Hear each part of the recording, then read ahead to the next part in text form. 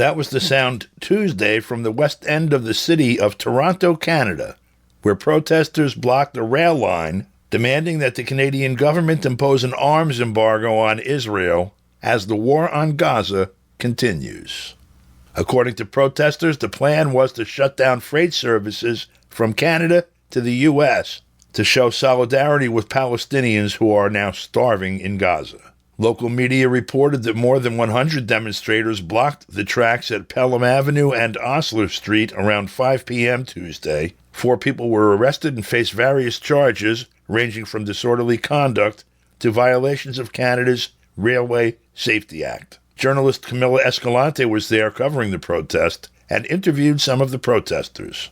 This was Dalia Awad from the Palestinian Youth Movement. Masses of people across Canada are demanding that Canada impose an arms embargo against the state of Israel for having committed a genocide and continuing to commit a genocide for more than 6 months, whereby they've killed more than 40,000 Palestinians in the Gaza Strip. Gur Sabar was from the Jews Say No to Genocide Coalition. We've gotten to the point where we now have to sit on railroad lines to get the world's attention, to get our politicians' attention that our taxpayer dollars cannot be used to keep funding a genocide. We spoke with Camila in Toronto, where she is still on assignment, via Skype Thursday. Camila, so you covered this and also ended up, in a way, as an unwilling participant. Talk to us. Well, it was really important. I reported that it's a railway blockade of the Canadian Pacific private rail line. And this is actually a line that runs through Canada, the United States, and Mexico. And so it's really critical. If you stand by the tracks and see the shipments go by, the trains are about 5 minutes long. I mean, by blocking one of these railroads, you are blocking millions of dollars an hour. Just to estimate. And they go by sometimes multiple times an hour, I'm assuming. And so, this was a coordinated action in order to hit Canada, hit capitalism, because the organizers say that the global economic system itself is complicit in this genocide. Not only is Canada involved in the manufacturing of parts that are needed for the different weapons systems that are maybe put together in the United States, exported to Israel to carry out this genocide. But, there's other things that are being shipped all around Canada and to the United States that if they're blocked, it will certainly bring a lot of attention to this cause. And the organizers are saying that the weekly parades are just not doing it. We've seen marches time and time again on Saturdays and Sundays, which are very important to bring people out and keep people mindful of the genocide that we're all trying to bring an end to. But finally, activists are saying, particularly in North America, that it's time to escalate the actions that are being taken. And so they decided to shut down this railroad line. And it has precedent because just about 4 years ago, these Indigenous land defenders, the Wet'suwet'en people, they went and shut down railroads across the country. I believe in that case, it was the CN line. And that cost hundreds of millions of dollars to Canada during the winter of 2020. So it was a very impactful, economically impactful action, and they were able to hold it for a very long time, largely held by Indigenous people with some, non-Indigenous allies.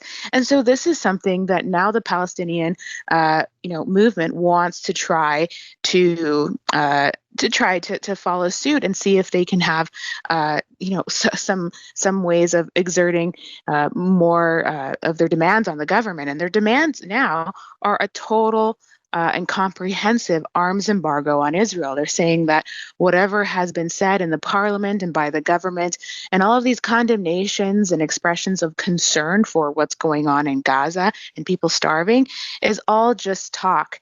There's no real action, and that in fact, Canada has continued to give all of these export permits for the different weapons parts for Israel. in record numbers, actually, since October, and particularly in the last few months, despite that the ICJ found plausible genocide. This is, of course, also, people are thinking about the fact that Nicaragua is taking Germany to the ICJ and has this huge case against the German state for the way in which that country is facilitating this genocide. A lot of people here are saying that it needs to happen to Canada. Well, they put up a good fight. They did block off that rail line for several hours, but largely surrounded by police. There was increased police presence by the minute. And so, unfortunately, the police were able to violently remove people from the railway tracks, and they ended up arresting about 5 people. All of them have been released, but they continue to face charges. And this is just more of what we've seen in terms of a lot of force being used against protesters, both at demonstrations, but also at different actions such as sit-ins.